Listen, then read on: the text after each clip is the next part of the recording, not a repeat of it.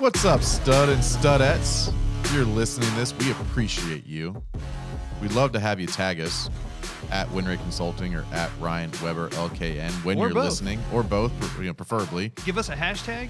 Hashtag stud, hashtag studette. But ultimately, guys, we're trying to grow the audience. I mean, we've done the movement. We've done a great job.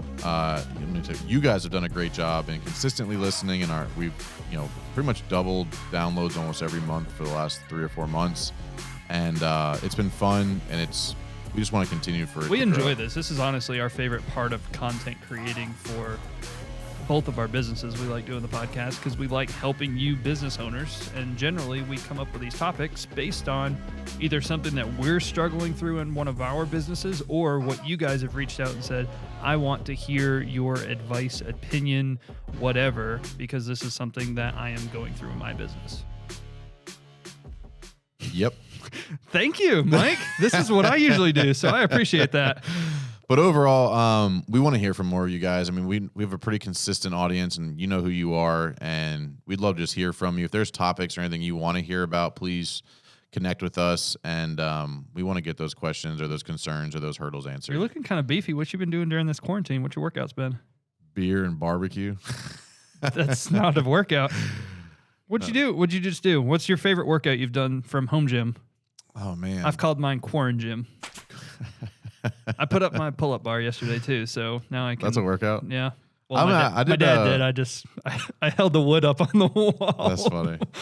For me, I like lifting heavy weight, and I did something recently. It was 10, 9, 8, 7, 6, 5, 4, 3, 2, 1 squats and deadlifts. Pretty heavy weight. I enjoy that. Yeah, I think my favorite one so far is it wasn't fun, but it was a good workout. 12-minute AMRAP of 9 dumbbell deadlifts, 6 burpees, and 3 dumbbell power cleans. Yeah, I'm never programming burpees for myself. It was 6. Yep. I was good. Nope. I mean, I got plenty of breathers. So talking about what we are passionate about, which, as you can tell, me and Ryan we both like working out. Are exercisers. We also are big green eggers. Big green eggers. We like smoking meat. We like grilling meat. I like smoking it. I did a pork butt recently. It turned out phenomenal. I had a Wagyu ribeye that, became pretty good. But the reason we're talking about what we're passionate about is we feel like a lot of businesses struggle by chasing money instead of chasing what they're passionate about. Yep. I think me and Ryan both got into business on our own. It's him earlier than I did, but to be able to chase our passions the way we want to. And a lot of businesses get stuck in the routine of, well, I can make a little money there. Let me try that. Or I can make a little extra money here. Let me try that. Or one of my employees says he's good at this, so let's do that. And the unfortunate reality is that is really cool short term and absolutely sinks you long term. Yep. Just went through it. When you're looking at social media, digital marketing, all that kind of stuff, I excel in the content creation, and I am not one that really enjoys posting on social media. It's not something that I'm like, man, I love social media. It's more of like, it's a necessary to grow a following, to be able to share your message. But it's how you get the good content you create out there. Right. It needs a platform. It's not something that I'm like, man, I love sitting on social media and hanging out and talking with people. Mm-hmm. And so I had said, you know what? I'm going to start offering social media posting, distribution for my clients because they need it. They all say they don't have enough time. And so, you know what? I can do that. How hard is it to post on social media? It doesn't really take that long. Well, when it comes down to it, what you can charge, what you're able to charge, it is revenue. And then you have to hire people to do that because it's time consuming. So when you started looking at the amount of time that went into it versus the amount of revenue that came out of it, I actually broke even. Now, revenue went up. I could go to people and be like, hey, dude, I make this much money a month in revenue. When my profit margins went down and my time went up. So I was spending more time. I was profiting the same. I just had more revenue. So that's a very lose situation. And I wasn't passionate about it. It wasn't something that I really enjoyed. And ultimately, when I broke it down, it was, I can't tell the story that my clients, I can't tell their story as well as they can. You know, I can help them create that content, but really getting it out there and distributing it, it's ultimately up to them, because they have their business messaging, how they want to tell it. And so I'm not trying. I have now said I'm not doing the social media posting for you guys. I'm going to give you guys every single piece of content you need. You just need to post it, because if you have all the materials, it's a lot easier for you to do it. You know your messaging a little better, and ultimately I want to help you. So if you need help creating that messaging and how to post it and all that, I will help you do that, but you're just going to do it better than me, or at least somebody within your business is going to do it better than me. But ultimately, and correct me if I'm wrong, getting rid of that part of it that you're not passionate about allows you to do more of what you are passionate about, which means you can do that part better, which means you can make more money doing that part of it. And that's where my whole philosophy went to. It's like, well, I don't like doing this. I'm not making more money profit-wise doing this, and it's really bringing me down. Like, this is the only part that anybody complains about. And it's not a complaint, but it's always, oh, can we tweak this? Can we get this out? Can we do that? It's like, it's the most time consuming, and you're not making any money doing it. Right. And I want to be able to give them better pieces of content to be able to put out to reach their client better. And so now I'm able to plan a little bit more with them. We're able to get a little more strategic and say, why are we creating these pieces of content? What types of photos? Because we're trying to reach this specific person. And it kind of allows me to do better with what I'm good at. And, ultimately, I can push what they need to get done. They just got to literally post the day-to-day. And they probably have some admin within their business, most of them do, that could and should be doing that very easily. So I'm sure the audience is probably sitting in their truck right now thinking about a project they're sitting in front of going, these are the types of projects Ryan's talking about. Right? I hate this. The biggest thing that I see is that you're afraid to get away from what got you to where you are. Right? I mean, like for you, kind of the social media marketing thing is really what kind of got the gym where it was. It kind of helped with the law firm, and then more people were asking for it. It was the content. It wasn't the distribution. It wasn't because I was posting it such a strategic, you're not specific a way. Ninja. No, I was creating unique pieces of content that actually grabbed people's attention. But ultimately, you have to, what got you here is not going to get you there. Like what got you to this point in Ryan Weber marketing is not going to get you to the vision you have for it long term, which allows you to make better content, which allows you to be more creative. And a lot of business owners struggle with that bridge because they're afraid to let go of the early on stuff that got them to where they are.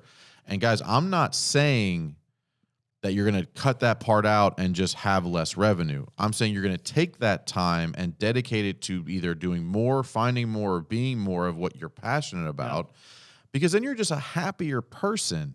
And I think too many people, and I haven't talked about this a lot, but too many people like look at this highlight reel of social media, what they think all their competition's doing or all these people are doing and how they got rich fast and 60 days to 60 million, all this other bullshit you see out there.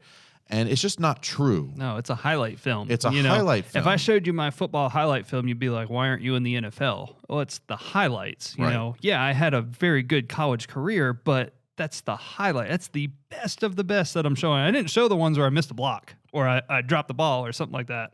I didn't fumble, so I can't show that. Oh my God. Hey, ball security, man. But truly, like that's what social media is. It is a highlight film. So when you look at what your competition's doing, you can't be like, oh my gosh, they're crushing it. It's the highlights. You don't know what their day-to-day is. You don't know what their losses were. You don't know what that horrible thing was that they did where they lost $50,000 on a job. Yeah, they don't show that client they screwed over. Yeah. Or, but 1-star review. Check this one out, guys. But anyway, it's about, And I think me and you are going through this right now a little bit in finding the balance of we want to scale and grow. We want to help as many people as we can, but we also can't work ourselves to the point of being inefficient and not being able to deliver. I grew too fast. That was a huge thing for me. For sure. And it's because you didn't say no enough. Then you started chasing the dollar because I kept seeing the dollars go up. I'm like, that's awesome. I want to keep doing that. And then you turn around and 4 weeks later, you look at it and it's like, I'm going to work 85 hours this week and I'm not going to be happy doing 40 of these hours. Yeah.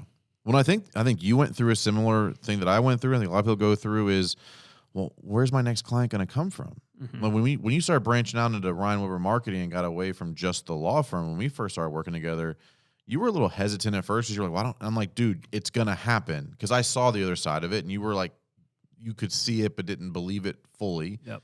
I think that's the biggest issue is like that scarcity, not you, but in general, the scarcity mindset of, well, if I say no to that, I don't know where my next job's coming from. And it's like, okay, well, then your process is broken. Your machine is broken. If you can't, and I'm not saying exactly where your next lead is coming from, but if you're saying, well, if I stop doing this, there might not be anything behind it, you need more transparency. You need more consistency. You need more structure to your process of lead generation and relationship building and referral partner generation, all the things we preach all the time.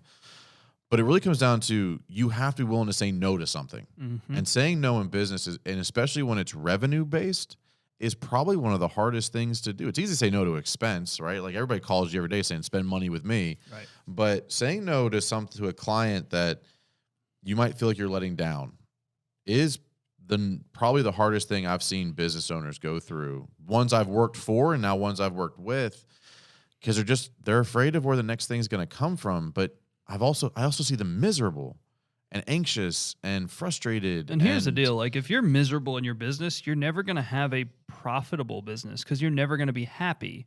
So even if you're profitable money-wise, you're not going to really be profitable. You're miserable. Are you really making money? That's not making you happy. So what would you be happier making $50,000 less, but actually enjoying what you're doing? And so there's a lot of stuff you've got to go through and say, well, what if? And ultimately, like money doesn't buy happiness. It can buy you a lot of things, but it ultimately does not buy you happiness. If you're just miserable making money, you're not going to live a good life. And ultimately, you'll be better at what you're passionate about, right? Because you'll care more about it. Now, that makes you more money. It makes you more valuable. Here's a thing where I see a lot of business owners kind of struggle with and mess up too, though. They do something or they want to do something that they're passionate about, but the market doesn't necessarily want to pay for it. So, maybe you want to sell products online, but your market doesn't want to buy products online. So trying to find that happy medium of saying, I'm passionate about this and I want to do this. However, if there's not a market for it, your passion can only go so far because you ultimately, at the end of the day, you've got to make money. Yeah. So you've got to kind of figure that out and say, well, what do people want? You can't fabricate a market for something you want to do. And you've seen people do this where they'll try and create this whole new thing, but they didn't do the testing to say, is this worth it? Does people want to purchase this? Do people want to purchase this? But I went through that bell curve, I'll call it, of trying to figure out where the sweet spot was for what I wanted to charge for what people were willing to pay for. And some of it took me undercharging a little while to have some proof of concept, to have some wins, so that I can say, hey, look at what I did here. And then slowly creeped up pricing. And I mean, I still think I'm about where I should be. Like I don't plan to raise prices anytime soon, but the value's there. I think your mastermind is that what you're calling it? Mastermind? Yeah, the winning mindset. The winning mindset. Like I think that one is a super high value at a very low price for people in this industry. Yeah, I mean it's under $100 a month, and you get 4 calls that you get to ask questions on with a group live. I mean, the only thing is it's not personalized only specifically for you, but you're also still going to ask those personalization questions. Yeah, I mean, like if you're on the live call, you're going to get your question answered, right? And yeah, I mean, I agree. That's why I did it. Yeah, well. But like there's someone give you that great idea to start that thing. But it's a good point, right? So getting creative with how much time you want to spend doing things. Like sometimes it is hire an employee. Like if you are great at operations and production, hire a sales guy. If you love selling, hire a production manager. Don't spend a bunch of time in your business doing an activity you're not passionate about, because you won't be the best at it, nor can you be the best at all hats. So it's not just what you're doing as a business you need to be passionate about. It's what are you doing within your business that you're passionate about? Because I've seen it. A really, really good operational guy who hates dealing with clients, it should not be the guy selling the projects as well. Mm-hmm. You have to start there. Everybody starts there. But as you start to scale, sometimes you can make a little bit less money this year, so you can hire somebody to do the other part of the business, so you get some balance back in your life. You working 85 hours a week, great. You can do that right now. You don't have kids. Right.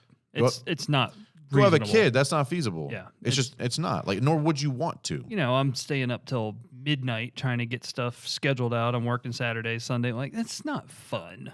It's not something that I enjoy. And we both enjoy the grind. I love it. Right? Love building something. But I love the challenge. But if you're trying to build something for the rest of your life, which I'm not sure, Ryan, where we're marketing as it looks right now, it'll change every 6 weeks for the next 6 years. But but ultimately, you can't always be grinding like that. It's necessary. Years, months, years necessary. But there has to be, at some point, for you to get to the next level, you have to let go of something you're not passionate about. And maybe it's a client type, maybe it's a project type, maybe it's a product type, maybe it's an activity within your business. The more you focus on what you're passionate about and then hire people who are passionate about the other part, I don't know another way to scale. Yeah. I agree with you. This is great. I love having you around. I need to just kind of hang out in your pocket and you pull me out and be like, "Hey, Ryan." You can stay away from my pockets. No, I meant on FaceTime. I forgot to say that. I was thinking it in my brain.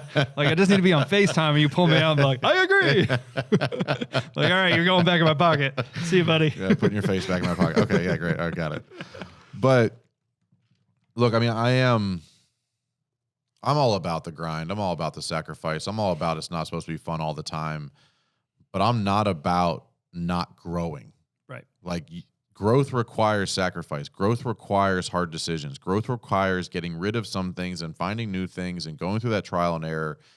And if you're just in the same rut, and this kind of goes back to why I started consulting to begin with. I got tired of seeing really, really skilled operator contractors 20, 30 years into the business and still grinding their face off job to job and having nothing to show for it because they didn't know what to let go of or what to bring on or when to pivot or what to hire.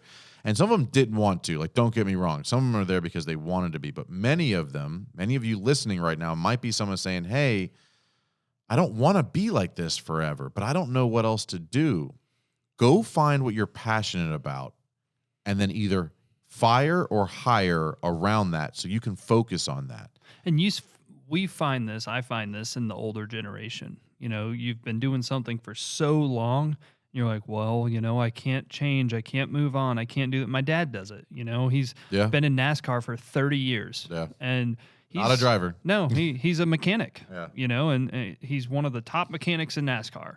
And he's like, well, I don't know what I'm going to do when, NASCAR is slowing down. I'm getting older. What am I going to do? Because he doesn't understand what else he can do. And he hasn't had that mindset shift of, well, if I'm not passionate about this and I can't see what's coming in the future, I can't learn new skills. What can I do? And so, if you're struggling in something of trying to grow and figure out what's for the future, start learning new skills now.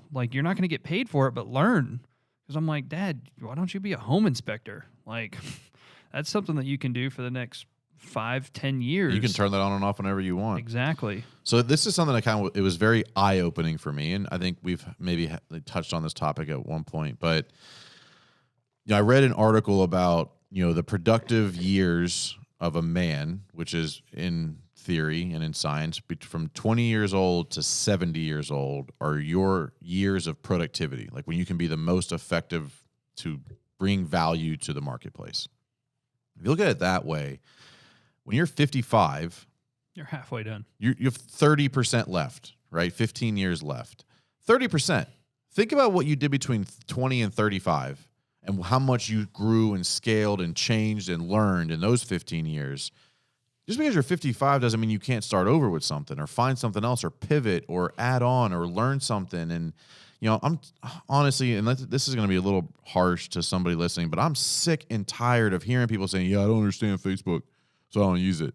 Well, then use it. Like, that's not an excuse. No. Like, you can't just say, well, I don't get it, so I'm not going to do it. That'd be like saying, like, you know, I don't understand power tools, so I'm still using a handsaw. Like I didn't. No, it doesn't make any fucking sense. I didn't just like pick up Facebook. It's like, oh, well, I get this. Like I spent. Dude, you've changed cameras 6 times in the last year we've been working together because you've learned new things and change and adapt. And I'm not a film school guy. I don't know anything about film, photography, whatever. I learned it out of necessity, and I learned it by doing it and doing some research on your own. Like, let's be fair. Like, you've YouTubed a lot. You've lived on YouTube. You've bought some courses or dealt with some people there. But ultimately, like, if you're 55 or going on 60, a lot of years to learn. Learn. You could have your best financial years of your life instead of saying, well, I guess retirement's coming and I guess we'll just live with what we got. And you guys have enough money saved up at that age generally to say, I'm going to take 1 year off. If you took 1 year off and learned just Facebook advertising to where you could sit on your computer and that's it all day long, part-time, then win for the rest of, 10 more years when you're able to retire real good. I mean, as you get older, you generally don't want to do that manual labor. Well, you could move into something that's a lot less manual labor. You're still adding on a bunch of, value to your business. There's so many options, but I mean, you've got to learn. You got to take the time. You can't just, it's the definition of insanity. But you have to ask yourself, and I think we're going to end on this, unless Ryan has something else to say about it. I'm good. I got a review. If you are hurting, your hands hurt, your joints hurt, your back hurts, your knees hurt, what are you going to do when you can't swing a hammer anymore? If you don't start learning something else or finding something new to be passionate about, you're going to die before you die. You're going to lose the one thing keeping you moving before you actually pass on. Mm-hmm. You're going to be miserable. You're going to be lonely.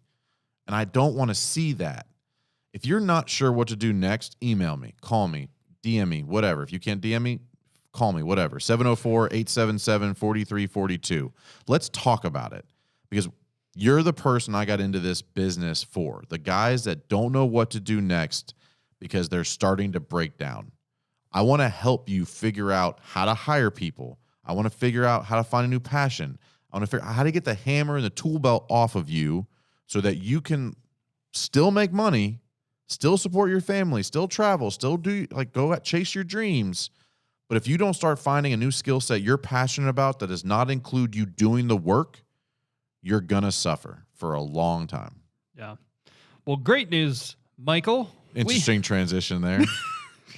Sorry, guys. I love you and I want you to be happy and passionate. So, well, we have a 5-star review. Another one? Another one. This is another new review from last Thursday. So they must have listened to that episode and said, wow, this is fire. I was referred to this podcast from a business group. I enjoy the format of 2 professionals from different businesses giving tactical advice that's simple to implement. I will keep following and look forward to future episodes. Brian McKittrick of insuranceoftexas.net. I appreciate you, Brian. And I don't know who your business group is, but I appreciate them too. Yeah, thanks. Well, Brian, share it with your groups. Yeah. Get it out there, man. Appreciate it. Tag us on, well, we don't know if you have Instagram because that's what we just talked about. So send a carrier pigeon with whatever it is that you have over to our address in the basement here of the law firm, and we will figure out how to help you. Guys and gals, studs and studettes, I appreciate all of you. And I did get a little passionate here today, but it is a really, really big thing that drives me every day to help people get beyond that and find what they're passionate about so that they can I promise you, chase your passion, you'll make more money and you'll be happier doing it.